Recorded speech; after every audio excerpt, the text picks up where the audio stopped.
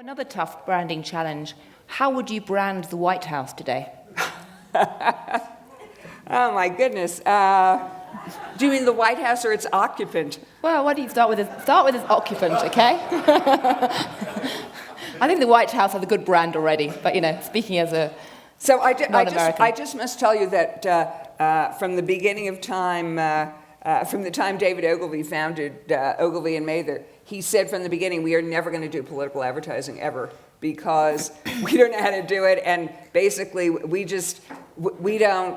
This is just not an area that we've ever have any comfort with, and so to this day, we don't do political advertising and won't do it. I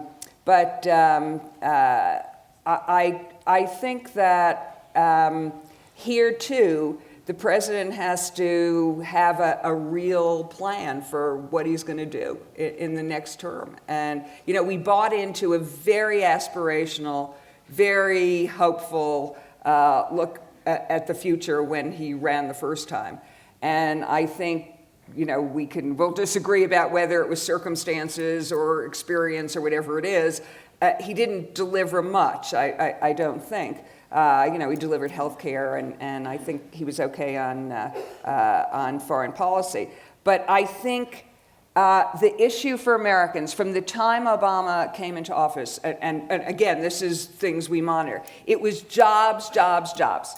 And this is the question that I don't think the White House has answered, is you can't just make people, say it's going to get better. The economy is going to get better. I think we're at a point where people have to understand what things are going to actually happen to create jobs, because it's not going to happen naturally. And since this is the burning question, this is the source of anxiety. I heard an incredible statistic from the White House. I don't know what the number is now, but at the time when unemployment was 9%, the percent of households where one person in the family was unemployed, one of the husband or the wife, was a number like 25%. So 25% of households in the country have somebody unemployed. And the second issue is there are people who feel they're holding on by a hair. So I've heard the White House say, we saved all these state and local jobs that would have been lost. Well, if you've been saved, but you don't know, you're not sure what's going to happen 12 months from now, if you're going to be saved again. Remember, we're in a consumer-led economy. 70% of this economy is led by consumer purchases. If you feel that you might be unemployed in a year, you're not going to go buy a new couch.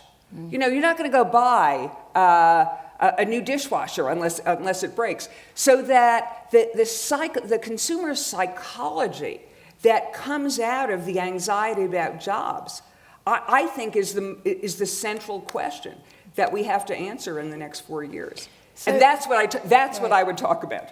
And so on the other side of the spectrum, I mean, again, you're not a political advertising or consultancy group, but how would you brand Romney to take advantage of that? How would you make him look sexy and appealing? I wouldn't make him sexy and appealing. I'd make him a wonk who knows how to do the economy. I'd make. So you're a friendly local accountant. Yeah, he's the jobs guy, but he's got to have a plan too. I mean, right. We're past words on for both these guys. It's kind of just give me the plan. Let me believe. Give me the narrative.